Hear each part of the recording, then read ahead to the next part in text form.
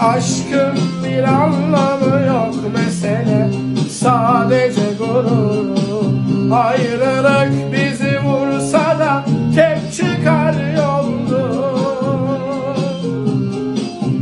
Bu nasıl bir savaştı anlayamadım, kalıcı bizdeki hasar.